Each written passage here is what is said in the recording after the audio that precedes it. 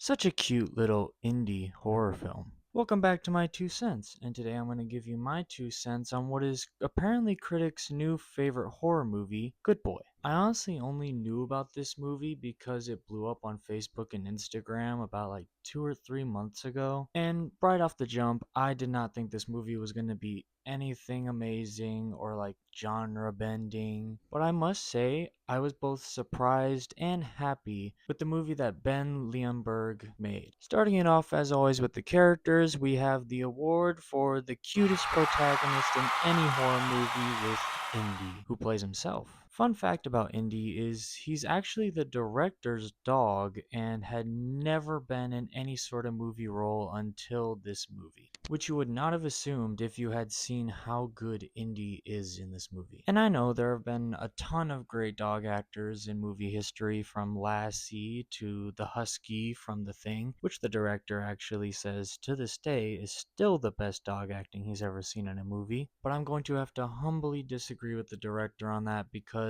I honestly think that Indy is the best dog actor I've ever seen in a movie. Going into this movie, I was honestly afraid that it was going to be hard to stay invested because, well, your main character is a dog, and there wouldn't be a lot of dialogue to keep me invested. But Indy was so good at showing emotion, and he really makes you root for him. I know, why wouldn't you root for him? He's a cute puppy. But what I mean by that is that Indy is really good at showing the audience the kind of trouble that him and his owner are in, while not saying a single thing. He is also insanely smart for a dog. He notices so many things that his owner should have seen as red flags from the jump. But because this is a horror movie, he doesn't notice a single thing. He just brushes it off like nothing is going on. Speaking of Indy's owner, let's talk about Todd. And Todd, I'm not gonna lie, he kinda sucks. So Todd is just tired of the big city and wants to get away, so he decides to go to his parents' old house, which is supposedly haunted. And he just ignores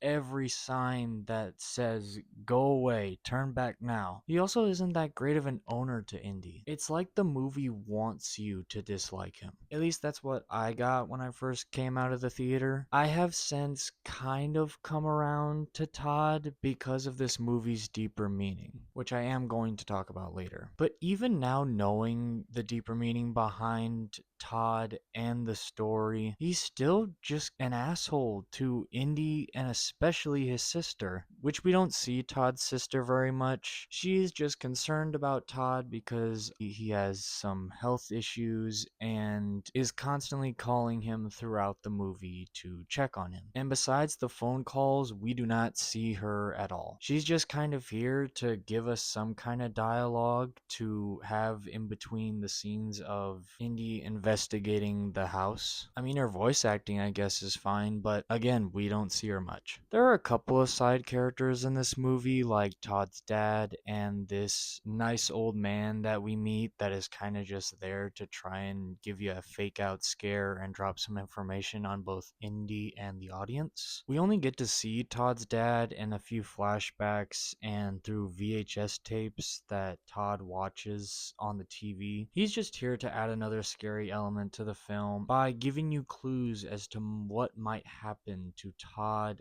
and Indy. And I don't know if this is a controversial opinion, but in almost every movie that I have seen with an animal protagonist, especially if it is a dog, the animal is always the standout performance. Like whenever you see a movie with a dog protagonist or any sort of animal protagonist, you almost never talk about the human performances and you always talk about the animals. I think that the human characters in this movie serve their purpose, and to the credit of the actress that played Todd's sister, I think she does fine with the script that she is given. But Indy is so obviously the standout performance of this movie, and I really hope that he gets recognized for his performance in this movie. Now let's talk about the story. As I've stated earlier, the movie is about a guy named Todd that takes his dog Indy up to his parents' old house to escape from the city, and immediately Indy notices that there is something way more sinister going on in this house than Todd realizes. And on the film's surface, this might just seem like your average haunted house film that is starring a dog, because if you don't know, there are some people that believe that dogs can see ghosts and spirits that we can't see. That's why some people believe you'll see your dog stare at a wall blankly forever, or they'll bark at nothing. And while that concept in itself does sound scary, it would be scarier and more effective if it was a story being told from the perspective of Todd. And Todd was the one that was seeing Indy start to act differently and start seeing things that he can't see, and then slowly it starts to get revealed to him that there is some scary shit going on in this house. But as I have previously stated, this movie has a much deeper meaning. Now here is where I'm going to go into spoilers. I know I said I wouldn't talk about spoilers if it was a movie release that came out within the last year, but I feel like I need to talk about the deeper meaning of this story. And I'm sure a lot of people will pick up on the deeper meaning of this story way faster than I did, but I honestly didn't understand it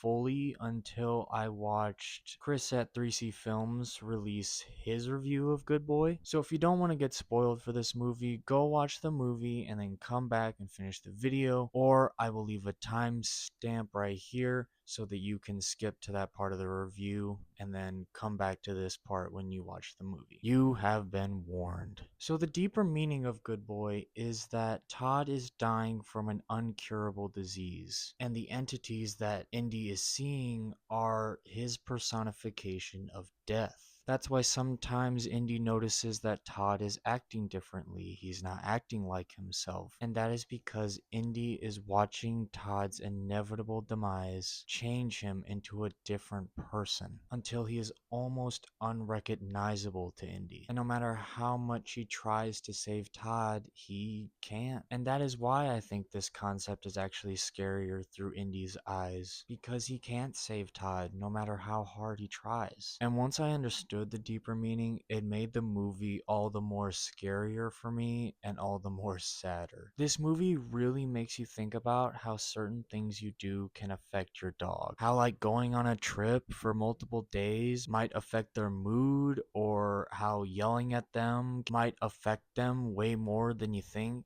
And people don't realize that dogs are a lot more sensitive than we think. Okay, one more time I'm going to talk about spoilers, because people have been asking this question since this movie started popping off months ago, and I think some people really want to know this question before they even watch the movie, but it is still a spoiler. Does Indy die in the movie? So if whether or not Indy dies or survives in this movie determines if you go check it out or not, you can watch this part or you can skip to this time code if you would rather watch the movie and find out for yourself. This is your second warning.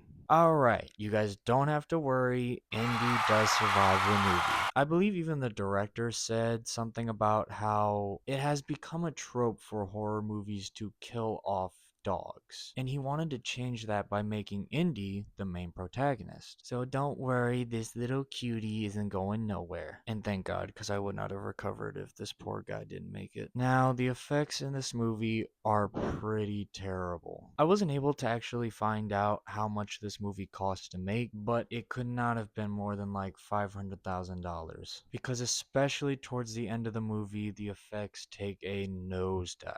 And those effects aren't throughout the movie, it is mostly towards the end of the movie when it becomes a problem. But those effects at the end really killed the scare factor for me. Thankfully, for most of the movie, the effects are good enough, but my god, I wish the editing at the end was much better. I will say, the cinematography in this movie was really good. They were able to pull off a lot of really good looking shots with Indy and did a good job at building suspense for the scares. And I know it's not hard to scare me in a horror movie. I still get got by a lot of jump scares these days. Okay.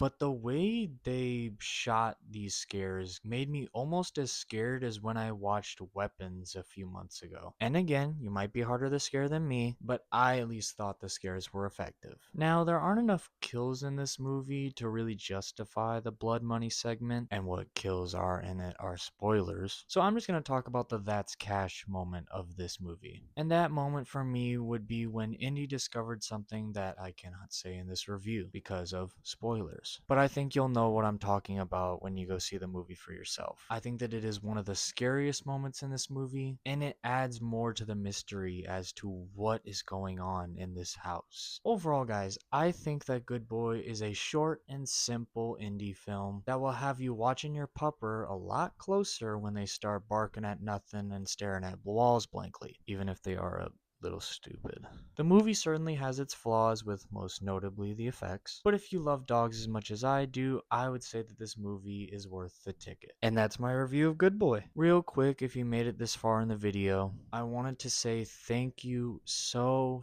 much for getting my out of theater reaction to Good Boy to 1,000 views. I literally could not believe how many views were on that video when I checked it yesterday. I thought it was a glitch. It was just so unbelievable to me, and even if those 1,000 people never come back to this channel or never watch any of my reviews ever again, thank you to those people for taking the time to watch that video, and thanks to you for watching this video. Make sure you like and subscribe, and as always, give me your 2 cents on Good Boy in the comments. Thank you guys so much for watching, and I'll see you later.